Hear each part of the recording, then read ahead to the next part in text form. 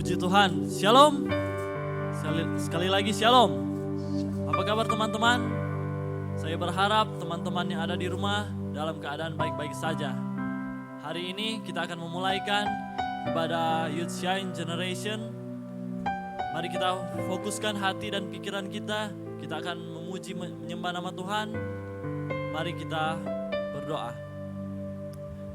Haleluya Tuhan. Kami mengucap syukur Tuhan buat cinta kasih-Mu dalam kehidupan kami. Kami masih boleh ada sampai saat ini. Kami masih boleh kuat, sehat sampai saat ini. Itu semua karena cinta kasih Tuhan, karena kebaikan Tuhan dalam hidup kami. Ya Tuhan, saat ini kami akan memulaikan ibadah kami.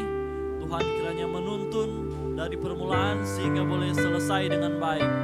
Sehingga nama Tuhan saja yang dipermuliakan dan dipuji. Inilah yang menjadi doa kami buka ibadah ini. Haleluya, haleluya.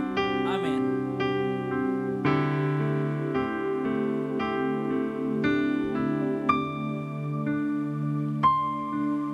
Berliku-liku kehidupan ini,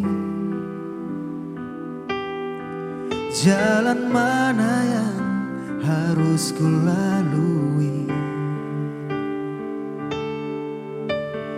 Rintangan dan cobaan selalu membayangi bila ku ingin datang padamu.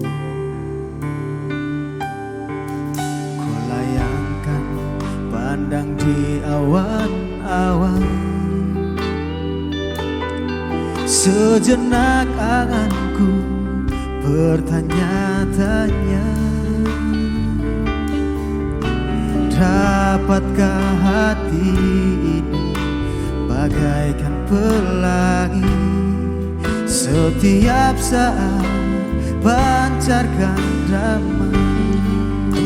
Tuhan, berikanlah kuasa-Mu, jadikan aku pelangi-Mu, agar ku dapat menerangi kegelapan bumi.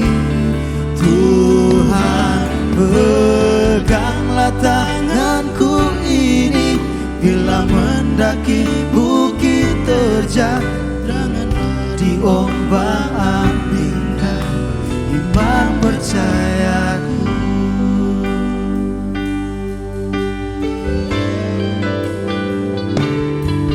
Ku layangkan padang di awan-awan, sejenak anganku bertanya-tanya, dapatkah hati ini bagaikan pelangi setiap saat pancarkan damai? Tuhan, berikanlah kuasa-Mu, jadikan aku pelangi-Mu, agar ku dapat menerangi kegelapan bumi. Tuhan, peganglah tanganku ini, bila mendaki bukit terjal, janganlah diombang-ambingkan iman percayaku. Tuhan, berikanlah kuasa-Mu, jadikan aku pelangi-Mu, agar ku dapat menerangi kegelapan bumi. Tuhan, peganglah tanganku ini, bila mendaki bukit terjal, janganlah diombang-ambingkan iman percayaku. Berikanlah kuasa-Mu, jadikan aku pelangi-Mu, agar ku dapat menerangi kegelapan bumi. Tuhan, peganglah tanganku ini, bila mendaki bukit terjal, janganlah diombang-ambingkan iman percayaku.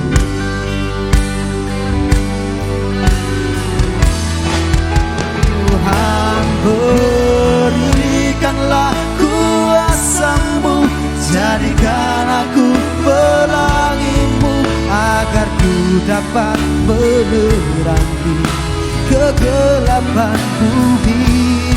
Tuhan, peganglah tanganku ini bila mendaki bukit terjal. Janganlah diombang-ambingkan iman percayaku.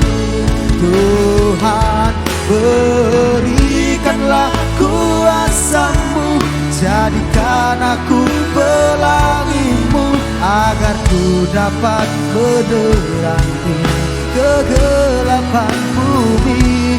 Tuhan, peganglah tanganku ini bila mendaki bukit terjal. Diombang-ambingkan iman percayaku, lah diombang-ambingkan iman percayaku. Janganlah diombang-ambingkan iman percayaku.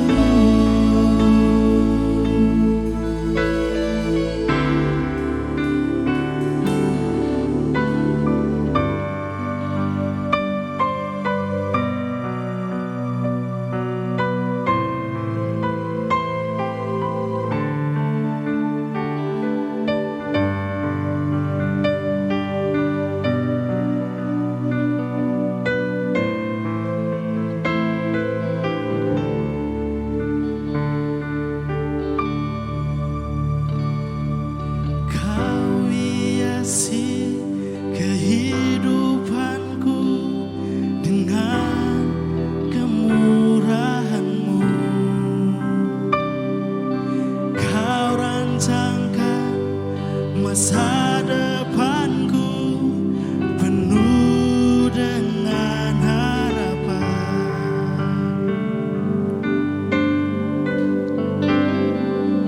Kau hiasi kehidupanku dengan kemurahan-Mu.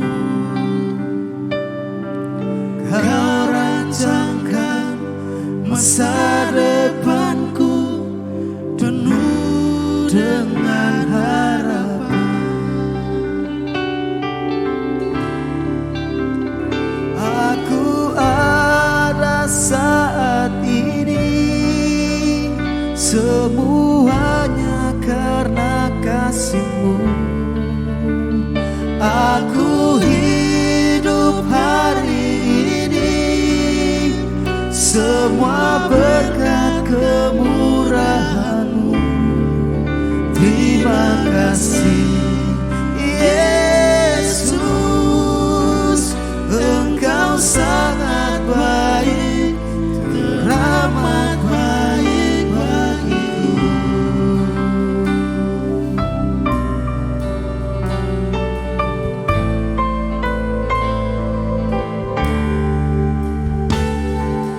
Kau hiasi kehidupanku dengan kemurahan-Mu.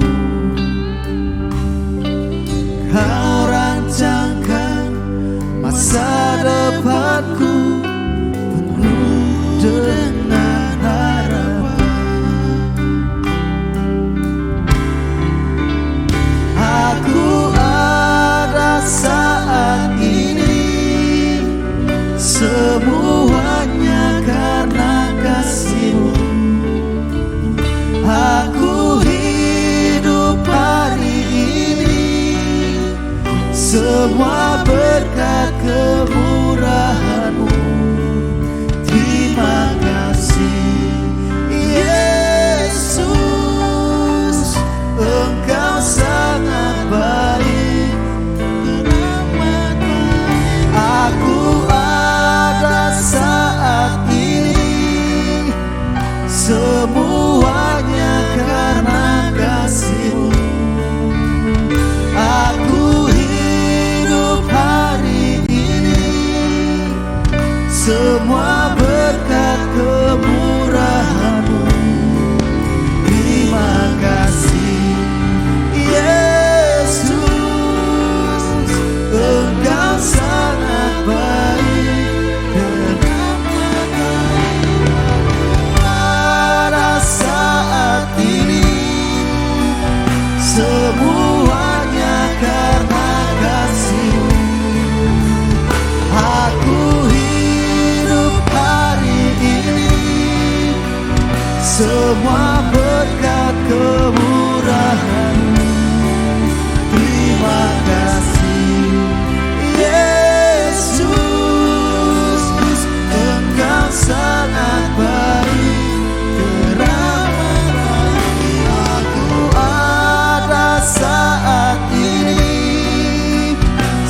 semuanya karena kasih-Mu.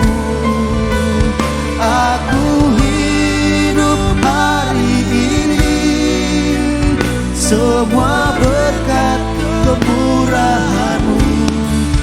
Terima kasih Yesus, Engkau sangat baik. Terima kasih Yesus, Engkau sangat baik. Terima kasih Yesus, Engkau sangat baik, teramat baik bagiku.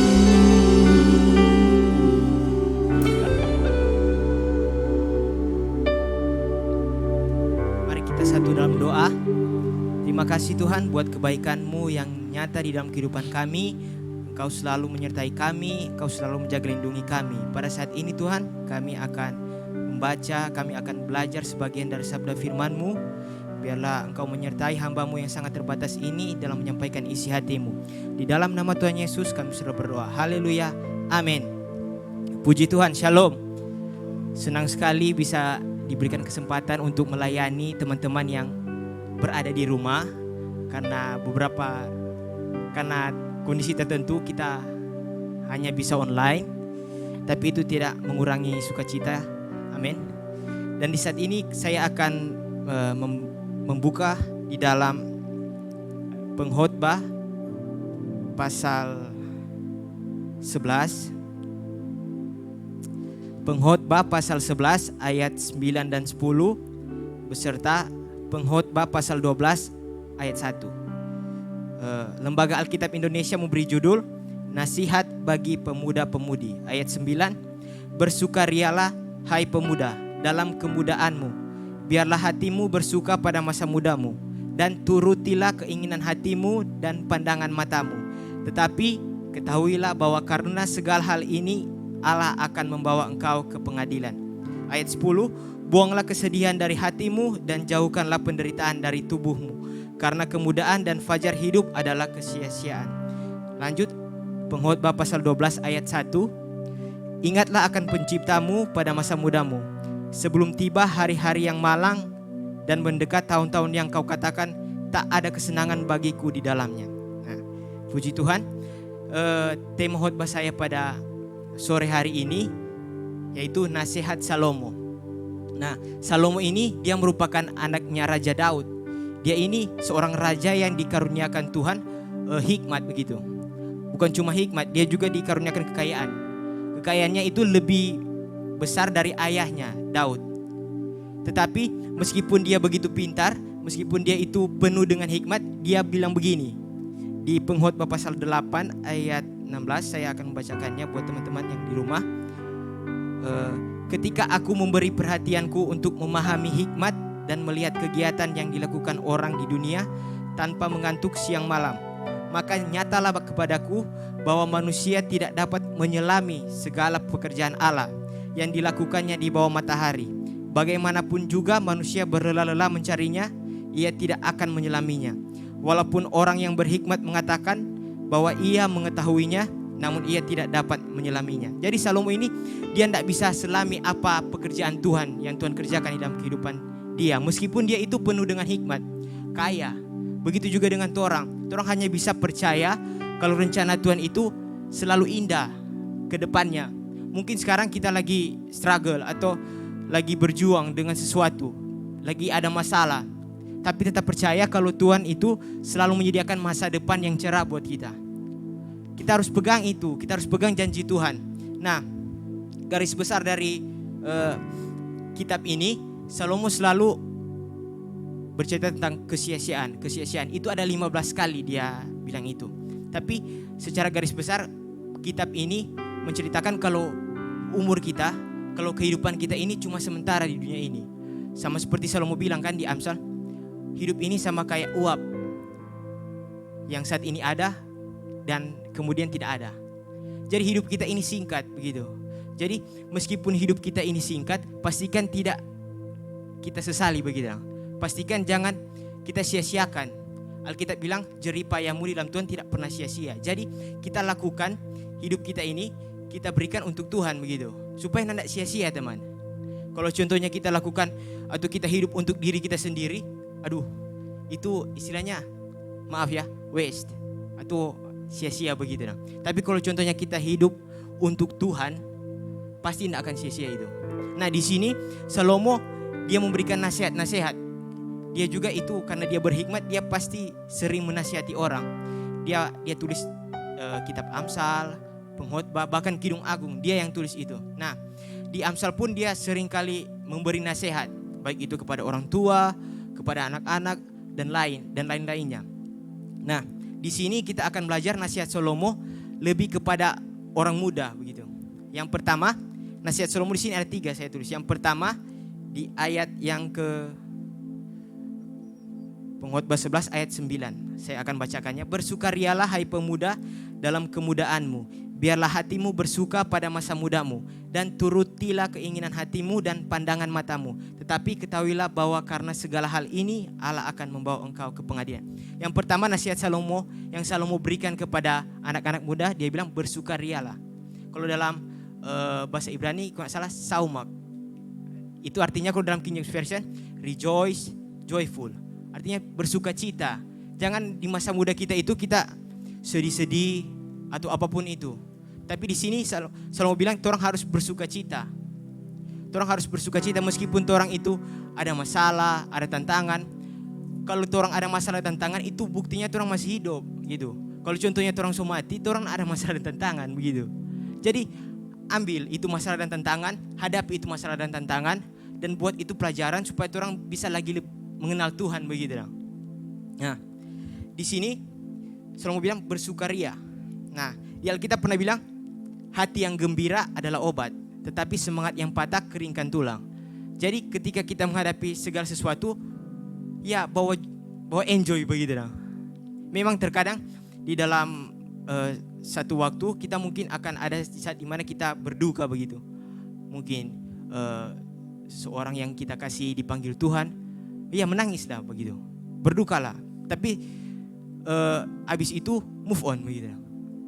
Karena life must go on itu. Kalau contohnya kita sering-sering lihat di media sosial, hidup itu selalu maju begitu. Dia tidak diam di tempat. Hidup kita juga begitu. Jangan hidup di masa lalu, jangan juga hidup di masa depan. Kita harus hidup di masa sekarang. Nah, bersukacita meskipun orang itu ada masalah, ada tantangan, karena Tuhan itu memberikan janji. Janjinya ada saya akan baca di 1 Korintus pasal, saya akan membacakannya buat teman-teman. 1 Korintus 10 ayat 13. Sini. Pencobaan-pencobaan yang kamu alami ialah pencobaan-pencobaan biasa yang tidak melebihi kekuatan manusia. Sebab Allah setia dan karena itu Ia tidak akan membiarkan kamu dicobai melampaui kekuatanmu. Pada waktu kamu dicobai, Ia akan memberikan kepadamu jalan keluar sehingga kamu dapat menanggungnya. Jadi kalau contohnya orang itu ada masalah, bersukacita dong. Meskipun itu memang sulit begitu. Tapi Tuhan berjanji kalau Dia pasti akan berikan jalan keluar. Meskipun itu sesesak apapun, meskipun itu sesusah apapun. Tuhan yang janji ini. Ketika Tuhan janji, Tuhan tidak mungkin tidak tepati begitu dong. Tuhan pasti tetapi. Itu kurangnya dari sisinya orang begitu dong. Apakah orang bisa sabar tunggu janji Tuhan itu digenapi, atau orang mulai istilahnya sama kayak bangsa Israel yang menggerutu di padang gurun kan? Karena Tuhan membawa mereka keluar dari bangsa Mesir. Itu tergantung dari kita begitu. Kita mau tetap sabar ikuti prosesnya Tuhan, kita mau tetap sabar ikuti kehendaknya Tuhan, atau istilahnya memberontak begitu. Nah, itu up to you begitu. Terserah padamu. Mungkin ketika masalah itu datang di dalam kehidupan kita, kita itu jangan bersandar kepada diri kita sendiri begitu. Kita harus datang kepada Tuhan Yesus. Tuhan Yesus bilang begini kan, marilah kepadaku semua yang letih lesu dan berbeban berat, aku akan memberikan kelegaan bagimu. Nah, jadi kalau contohnya orang itu merasa letih lesu, berbeban berat, kayak aduh gak mampu kita menghadapi ini masalah ini no, aduh gak mampu kita menghadapi ini tantangan ini no, datang ke Yesus begitu. Sama kayak Hana itu waktu dia belum ada Samuel, dia belum melahirkan Samuel, dia itu istilahnya sakit hati begitu ke Penina. Nah, dia itu berdoa, dia masuk ke bait Allah. Waktu itu ada Eli. Dan dia berdoa di situ. Dia mencurahkan isi hatinya kepada Tuhan. Dia tidak mencurahkan isi hatinya kepada orang lain dulu. Tidak, dia mencurahkan isi hatinya kepada Tuhan. Dia menangis dan Eli bilang begini. Eli kira dia itu orang mabuk begitu.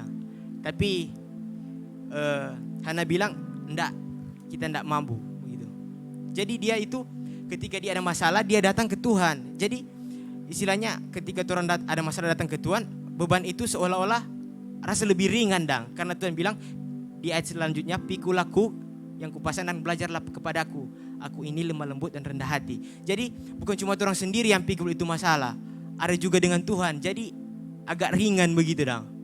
Jangan orang bersandar kepada diri sendiri. Meskipun orang ini istilahnya punya banyak koneksi, punya banyak uang, tapi apalah dayanya itu kalau orang contohnya mati begitu. Itu kan ada di bawah, bukan karena itu nak dibawa terus orang ada usaha untuk dapat itu, enggak. Jadi Salomo, nasihat pertama Salomo bilang bersukacita kepada anak muda. Terus dia bilang begini kan? Tunggu maaf, saya buka dulu di Pengkhotbah kembali. Pengkhotbah pasal 11 ayat 9. Nah, di sini kan dibilang bersukarialah hai pemuda dalam kemudaanmu. Itu poin yang pertama, bersukaria. Dan biarlah hatimu bersuka pada masa mudamu, dan turutilah keinginan hatimu dan pandangan matamu. Jadi kalau contohnya ini saya mau bilang, kalau ngoni suka bersuka cita, turuti ngoni keinginan mata, ngoni keinginan hati. Tapi harus sadar ada yang namanya batas-batas begitu. Ada yang namanya batas-batas yang tidak bisa orang istilahnya lewati begitu dong. Nah, di poin yang kedua itu yang saya mau bahas. Yang poin kedua dia bilang tetapi ketahuilah bahwa karena segala hal ini Allah akan membawa engkau ke pengadilan. Jadi pasal mau bilang turuti keinginan mata, keinginan hati. Tapi ingat, segala sesuatu ada konsekuensinya. Itu poin yang kedua. Poin yang kedua, segala sesuatu ada konsekuensinya. Anak-anak muda zaman sekarang itu sama mengadopsi budaya apa? YOLO kalau tidak salah. You only live once. Kamu hidup hanya sekali begitu. Jadi karena orang hidup hanya sekali, itu orang lakukan semaunya itu orang begitu. Itu ada itu istilah-istilah begitu. Istilah-istilah anak muda. Tapi kalau contohnya orang adopsi itu, anak muda itu lebih cenderung untuk bebas begitu. Oh, kita suka lakukan ini, kita suka lakukan itu. Padahal meskipun orang tahu ini salah, orang tetap beke. Karena itu kecenderungan begitu. Manusia itu sebenarnya dia tahu mana yang baik, mana yang jahat. Sejak Adam dan Hawa itu makan itu buah terlarang. Manusia tahu, oh ini baik, oh ini jahat. Tapi kecenderungan hatinya tuh orang untuk melakukan yang jahat begitu. Tetapi memang kita harus belajar dan begitu dong. Memang mungkin ketika kita diproses Tuhan, tidak langsung 180 derajat kita berubah. Tapi step by step begitu. Selangkah demi selangkah. Sedikit-sedikit, selangkah demi selangkah lebih mengenal Tuhan, lebih mirip seperti Tuhan. Terkadang juga kita ketika kita mengambil suatu keputusan sebagai anak muda, kita itu memikirkan konsekuensinya di akhir begitu lah. Dan tidak di awal. Contohnya saya lah begitu. Contohnya ada pembelian begitu dong, di game lah begitu, di game. Apa itu istilahnya top up. Seharusnya ini uang ini untuk top up ini harusnya bisa pakai untuk mungkin nabung atau apa begitu. Tapi karena keinginan semata begitu, seharusnya secara subjektif itu nabung begitu. Kita harus nabung. Tapi karena keinginan hati, dorongan hati, sudahlah top up lah, beli ini. Itu di dalam game gitu. Orang itu harus istilahnya melihat konsekuensinya begitu. Dari setiap orang punya pilihan, selalu ada konsekuensinya. Jangan lupa itu. Jangan ketika orang pilih A terus salah, nggak ada konsekuensinya. Waktu Daud itu tidur dengan Betsheba kan, dia itu minta ampun sama Tuhan. Dia minta ampun sama Tuhan. Terus Tuhan ampuni kan? Tuhan ampuni. Tapi Tuhan bilang konsekuensi tetap jalan. Harus ada hukumannya begitu dong. Ada itu hukumannya. Garis keturunan Daud itu pasti akan mati oleh pedang kalau salah begitu. Sama juga dengan kehidupan kita. Mungkin ada di satu sisi ketika kita ingin mengambil satu keputusan, dipengaruhi dengan beberapa saran dari teman yang mungkin menyakiti hati Tuhan begitu, kita lebih cenderung mengambil itu daripada menyenangkan hati Tuhan begitu. Saya juga bukan orang suci begitu, enggak. Saya juga masih belajar. Kita semua di sini masih belajar bagaimana mengiring Tuhan. Begitu juga dengan istilahnya memilih pasangan begitu dong. Kalau masa muda, mungkin ketika kita dia kok selalu ada di hati pak kita begitu, kita selalu berdoa sebelum Tuhan coba kok ngana angka ini perasaan ini di dalam hati kita. Tapi Tuhan tidak angka begitu itu perasaan itu. Berarti langsung cap, berarti dia ini dari Tuhan. Belum tentu teman. Contohnya yang lain. Contohnya begini. Contohnya saya ini. Saya contohnya kecanduan pakai narkoba begitu. Nah, saya sudah berdoa ini sama Tuhan. Tuhan, tolong angkat kita punya keinginan untuk terus pakai narkoba. Malahan bukannya lebih hilang, lebih suka pakai narkoba begitu kalau saya begitu. Contohnya. Jadi pertanyaannya, apakah itu kehendak Tuhan? Tentu saja nanda. Kalau contohnya di contoh yang pertama, saya nak berani bilang itu nanda. Belum tentu. Tanya ulang sama Tuhan gitu. Tanya ulang sama Tuhan. Waktu kan di Korintus itu, dia itu kota perdagangan kan. Dia kota perdagangan. Terus di situ sama kayak ada kuil-kuil begitu kuil-kuil. Paulus tulis begini kalau tidak salah di Korintus, kamu jangan kawin dengan orang yang tidak sepadan begitu dah. Terus dia kasih perumpamaan tentang kuk begitu dah. Kuk yang dipasang sama kayak ada dua hewan dipasangi satu kuk begitu dah. Jadi mereka bisa berjalan bersama-sama. Nah, Paulus mengambil itu.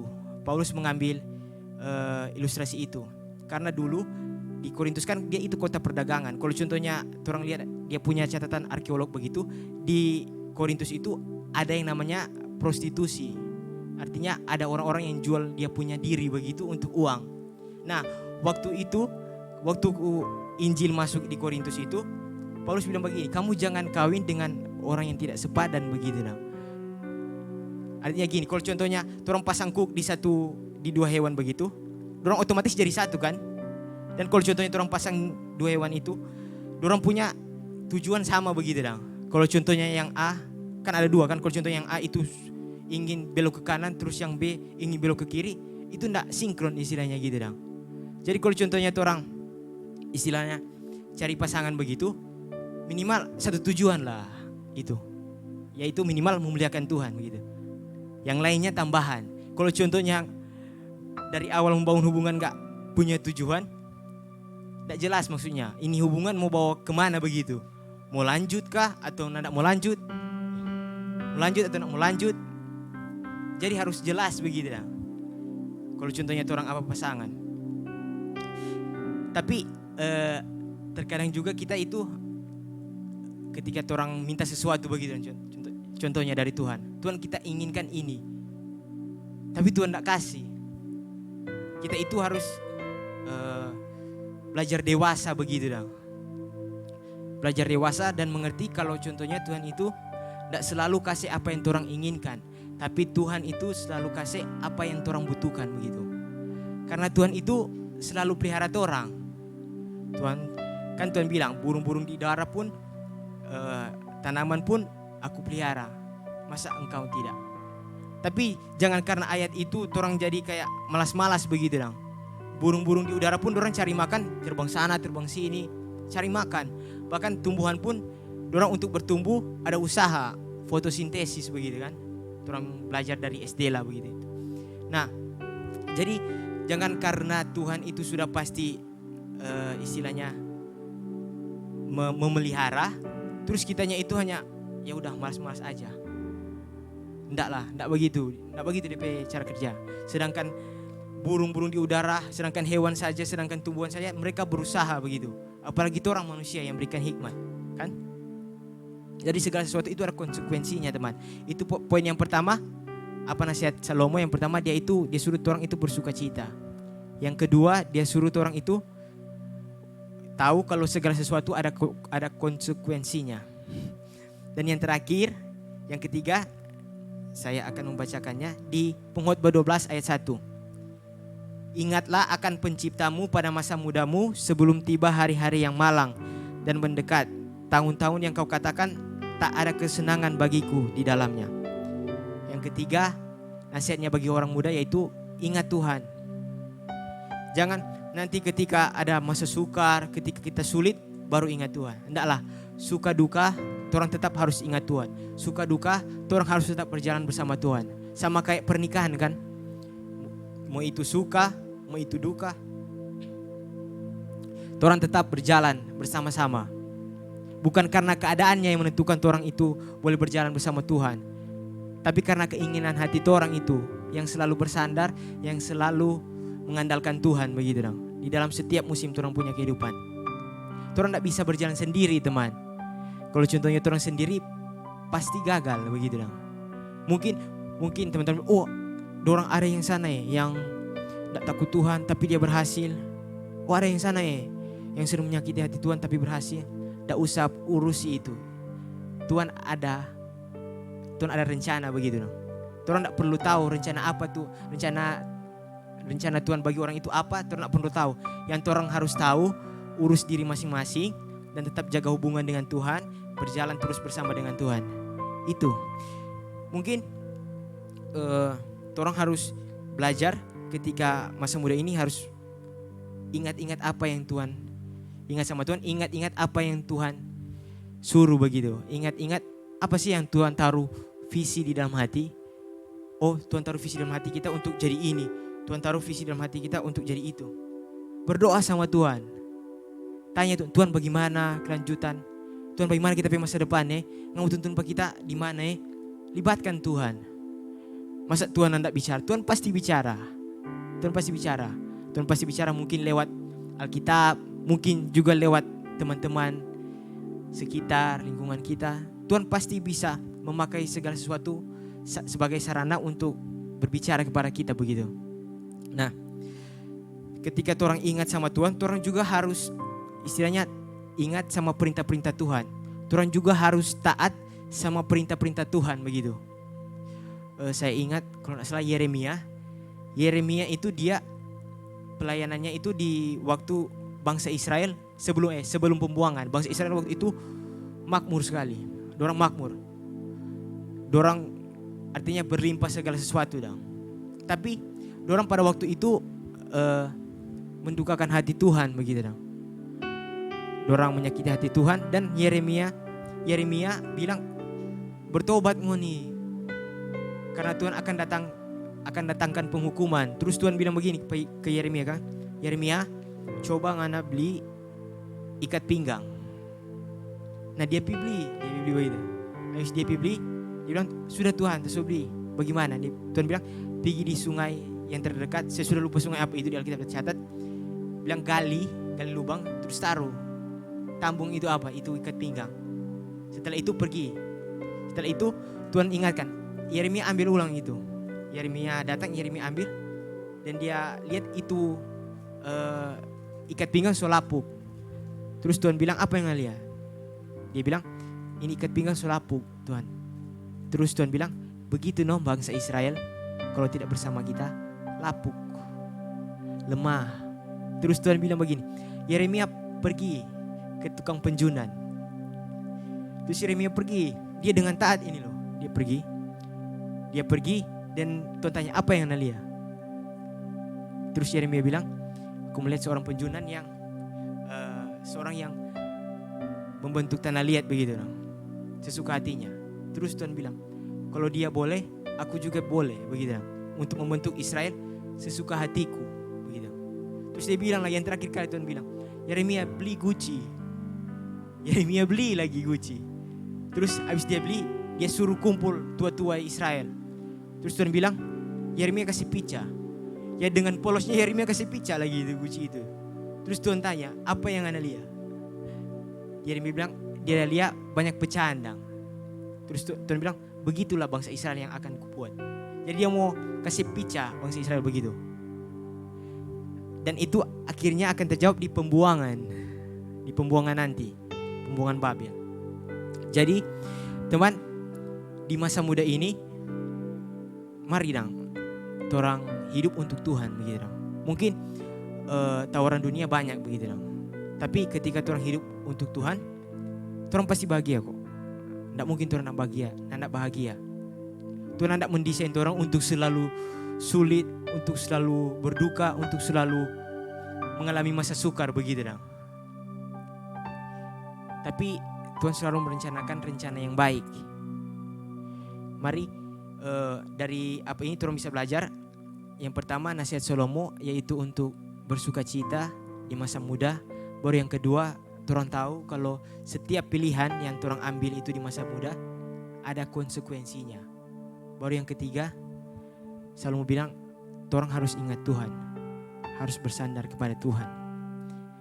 Amin firman Tuhan.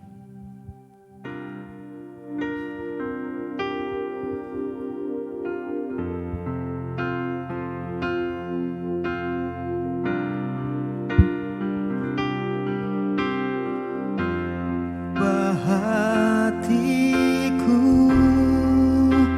seperti hatimu, satu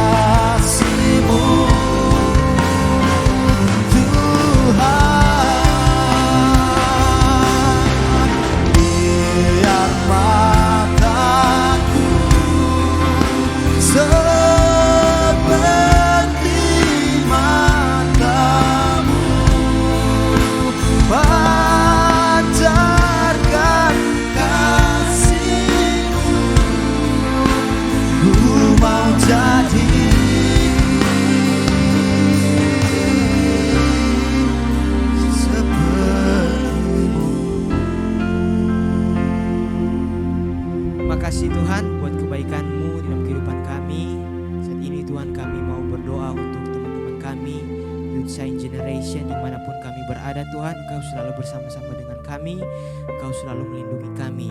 Bahkan apapun itu di tengah pandemi atau apapun itu Tuhan, kami percaya Engkau selalu bersama-sama dengan kami, Engkau selalu berjalan bersama-sama dengan kami.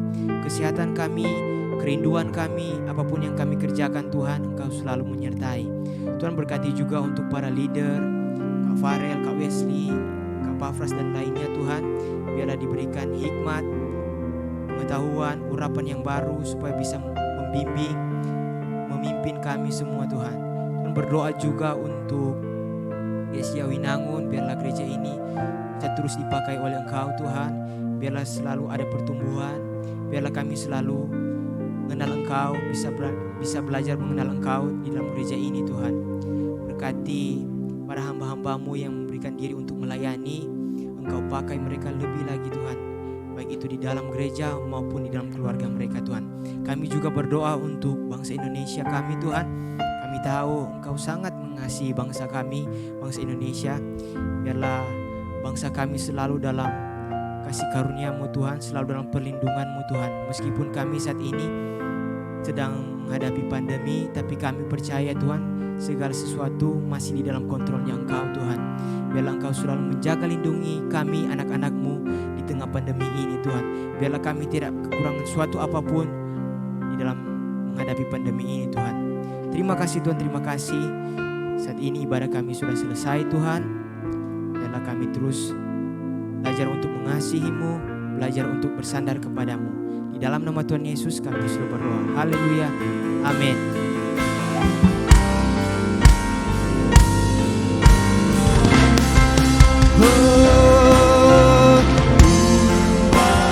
Hatiku seperti hatimu, setulus salibmu, kasihmu Tuhan. Biar mataku seperti matamu, pancarkan kasihmu,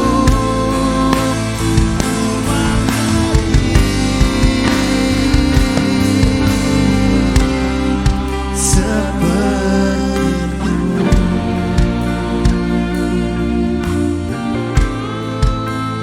ku mau jadi